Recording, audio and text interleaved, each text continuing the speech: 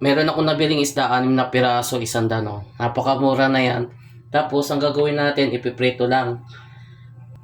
At saka ako bumili ng gulay at gagawa tayo ng ensaladang talbos ng kamote. Masarap kasi kapag kapritong isda yung meron ka partner na gulay. Nakapagsalak na tayo ng kawali at mainit na to, maglagay na tayo ng mantika.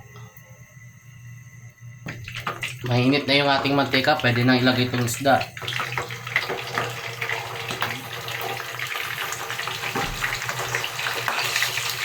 Tatlong piraso muna, hindi kasya lahat eh.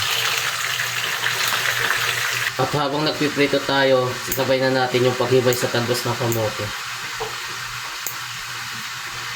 Kunin lang natin yung pinakadulo at saka yung dahon na po pwede pa. Sayang naman kasi kung di natin sasama yung ibang dahon na pwede pang iluto. After natin mahimay yung talbos ng kamote, lagyan lang natin ito ng asin at saka ng tubig para siguradong malinis yung gulay. Tapos hayaan lang natin to kahit mga ilang minuto lang. Luto na yung unang batch, tanggalin na natin. Masarap dito yung toasted, yung pagkaluto. Isunod na natin itong ibang natira.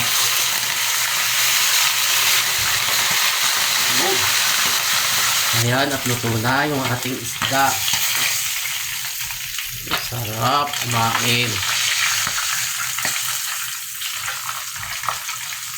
Sunod naman natin, ito magpakulo lang tayo ng tubig. Kapag kumulo na yan, tsaka natin lalagay yung gulay.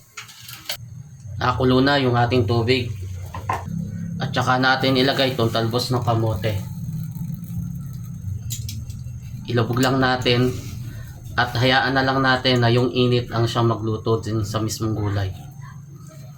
Para hindi lang ma-overcook. I-turn off na natin itong kalan. Tsaka natin ito takpan.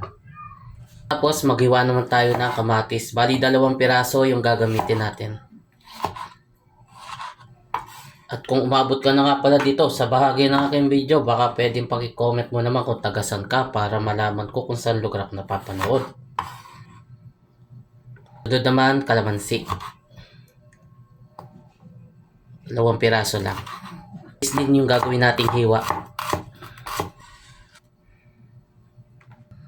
Okay na to, pwede na natin itong tanggalin. Ayun o, kita nyo, ganda ng pagkaluto.